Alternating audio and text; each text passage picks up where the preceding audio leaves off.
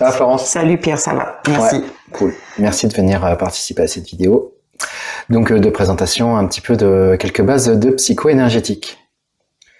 Je prends pas le temps d'expliquer qu'est-ce que c'est que la psycho-énergétique. En gros, c'est mélanger psychologie et puis intuition énergétique, en gros, dans les grandes lignes. Ok. Donc, n'hésite pas à rebondir pour qu'on soit dans un truc un peu interactif. Ça marche. Toutes les questions qui te viennent, même si tu as des exemples sur des situations de soins que tu as pu vivre, des trucs comme ça, n'hésite pas. Ok. Donc, je voudrais qu'on commence en parlant des erreurs à pas faire en tant qu'énergéticien. Donc, on va parler de 4 éléments. En fait, les 4 éléments se recoupent un petit peu. Le premier, c'est de parler de réveiller les démons. C'est-à-dire que je vais essayer d'être assez clair. Quand j'ai commencé l'énergétique, je faisais des bilans énergétiques. Et donc, je mesurais la taille des chakras, le degré de pollution du 5e, du 3e, etc. Et puis, je me suis rendu compte qu'il y a des gens qui revenaient à la séance d'après et qui me disaient « Ah, la dernière fois, vous m'avez dit, le 2e chakra, ça va pas. » Et que finalement, ce diagnostic, ça avait été affligeant pour eux, en fait. Ok. Donc, après, les guides m'ont expliqué que c'était beaucoup mieux d'aller étape par étape et de pas tout dire, tout ce qu'il y a à faire chez la personne. Comme si je lui donnais la carte de tout ce qu'il avait à régler. Comme si t'arrivais, je te disais, il y a ça avec ta mère, il y a ça avec ton père, avec ton frère, il faudra peut-être qu'on fasse ça. Et aujourd'hui, on va t'occuper de ta mère. Et du coup, tu es là, comme ça, et mon père, et tu rentres chez toi. Donc ça, c'est vraiment un truc pour moi à pas faire. Du coup, moi, j'ai arrêté de faire des bilans énergétiques. Je trouvais que c'était vraiment pas cohérent. Enfin, ça allait pas dans une démarche saine, en fait. Et du coup, les gens, ils ont quand même besoin de savoir ce qui va pas. Ouais, alors du coup, ils sont insatisfaits et je fais pas ce diagnostic global. D'accord. Et je préfère, tiens, je ressens ça dans cette séance-là, je vais faire ça dans cette séance. Et je trouve que ça se passe beaucoup mieux quand on fait ça. Et j'ai vraiment eu des gens qui sont revenus limite en panique, en fait, à la séance d'après, et c'était pas cool, en fait, c'était pas productif.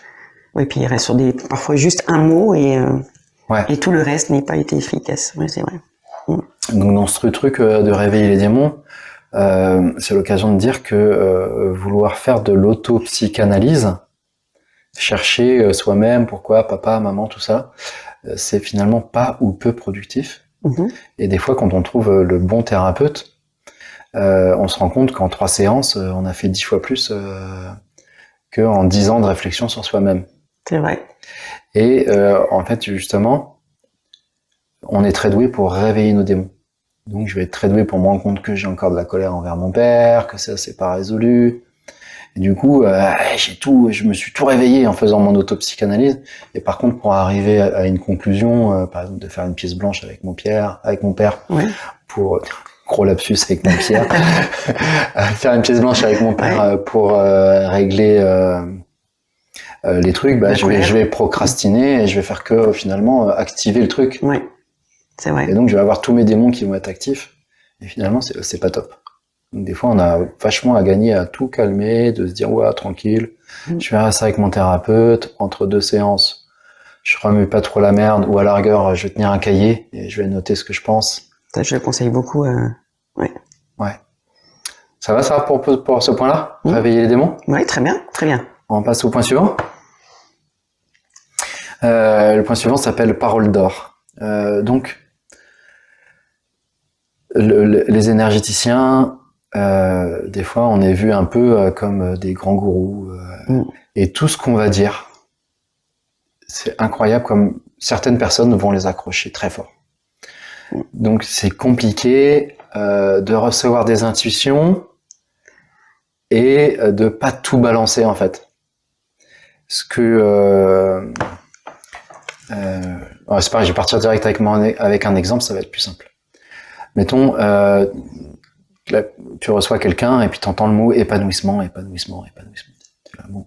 Et il y a des gens dans le domaine de la médiumnité qui vont dire comme ça, écoutez, ça fait 3 fois que j'entends le mot épanouissement, je vous le donne. Sous-entendu, ça va peut-être faire son chemin dans votre tête, en fait, tout seul. Mais tu sais pas, en fait, pourquoi les guides te disaient épanouissement. Et ça se trouve, la personne Elle s'est fait larguer il y a 2 mois par son chéri qui lui reprochait de pas être épanoui. Et donc, il y a bien le sujet de l'épanouissement qui est là. Et toi, t'as balancé une demi-info. Et du coup, oui, il y avait bien les guides qui te parlaient de ça. Mais est-ce que c'était pour lui balancer ça comme ça d'un coup? Et souvent, le mot épanouissant, c'est positif. Ouais, en plus, t'as l'impression que c'est épanouissant. Tu dis, effectivement, dit comme ça, c'est non, carrément pas. Et du coup, la personne sur le coup, bah oui, peut-être elle va avoir le courage de dire, ah oui, bah tiens, je me suis fait larguer il y a 2 mois par mon chéri qui me reprochait d'être pas être épanoui, c'est justement un des trucs que je voudrais qu'on travaille. Et puis, peut-être au contraire, de se prendre ça de la part de son thérapeute, qui te balance épanouissement, ça va faire poum. Et puis, elle va se fermer comme une huître pour toute la séance. Et puis, elle va pas réussir à dire et ça va être dur, douloureux pour elle. Donc, alors ça vient avec l'expérience C'est ce que j'allais te demander. C'est parce que c'est compliqué de trouver l'équilibre. En fait, quand tu reçois des informations, moi, j'invite vraiment à aller avec le oui et non, chercher. Tiens, il y a un guide qui est là, bonjour le guide. Qu'est-ce que tu as voulu dire? Donc là, je pense à voix haute. Je dis pas ça devant mon client ou patient. Enfin bref. Qu'est-ce que tu as voulu dire? Est-ce qu'il faut vraiment qu'on rentre dans le sujet de l'épanouissement? Est-ce que je lui balance simplement le mot et puis il va te dire oui, non. Oui. Et puis des fois, en fait, c'est pas le mot épanouissement. En fait, tiens. Il t'amène sur le mot épanouissement parce que derrière, en fait, il veut que tu fasses du travail d'enfant intérieur. Oui.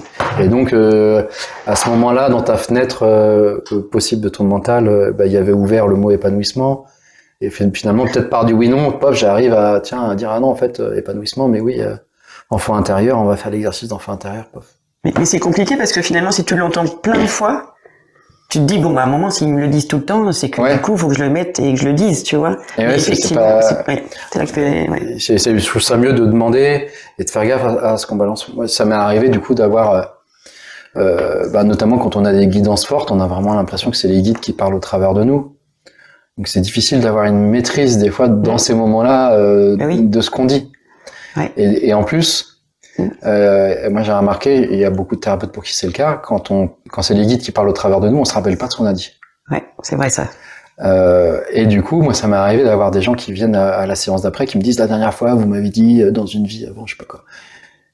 Et toi t'es là, oh merde déjà qu'est-ce que j'ai dit et puis la personne elle s'est fait tout un film du truc, alors que en fait tu lui as dit juste pour qu'elle lâche. Et bon, c'est difficile de pas faire des ratés. Il y a des moments où forcément, tu vas rater des petits trucs. C'est pas bien grave si déjà t'as eu 70-80% de messages purs, c'est déjà chouette. Et d'ailleurs, des fois, ça peut bloquer l'intuition en fait de se dire ah merde, faut que je fasse gaffe. Oui, ça c'est vrai. Et ça c'est vrai. Moi, ça m'était déjà arrivé de me sentir complètement bloqué parce que je sais que la personne en face est quelqu'un qui s'arrête sur des mots.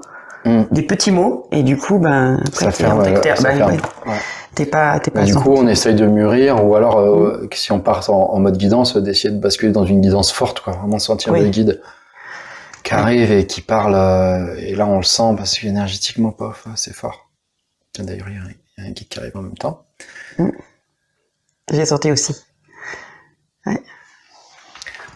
Donc ça finalement c'est de l'expérience, mais il faut vraiment une erreur pour moi, c'est de tout balancer tel quel. Là j'ai parlé de 4 points, mais en fait il y en a que 3.